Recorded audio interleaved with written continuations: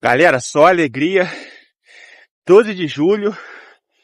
e hoje estamos aqui fazendo a trilha do Túnel do Catumbi, que faz parte aqui do Parque Estadual da Serra da Tiririca, e o visual aqui é magnífico. E eu vou estar convidando vocês